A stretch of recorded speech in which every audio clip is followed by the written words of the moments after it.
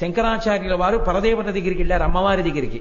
అమ్మవారు సంతోషించి సౌందర్య లహరి చేతిలో పెట్టింది. పట్టుకెళ్ళవయా శంకరా అంది. అది 100 శ్లోకములు తాళపత్ర గ్రంథాన్ని పట్టుకుని శంకరాచార్యుల వారు కైలాసం నుంచి భూమండలానికి వస్తున్నారు.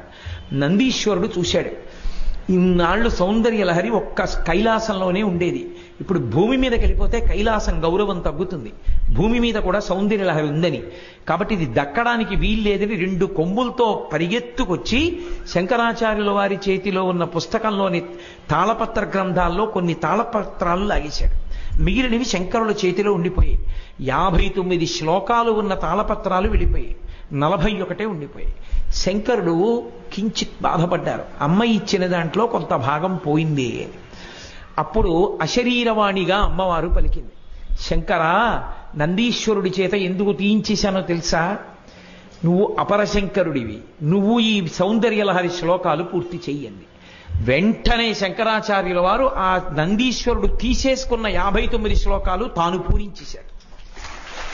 పూరించి మొత్తం 100 శ్లోకాలని తీసుకుని భూమండలానికి తీసుకొచ్చారు. ఆ సౌందర్య లహరి అంత గొప్పది. ఇప్పటికీ పెద్దలు ఒక మాట అంటారు, ఈ ప్రపంచం మొత్తం మీద వాంగ్మయంలో సౌందర్యము అన్నవి కనపడితే 2 చోట్లే కనపడతాయంటారు. ఒకటి సౌందర్య లహరి, 2 సుందరకాండ. ఆ రెండే, ఇక 3వ స్థానం లేదంటారు.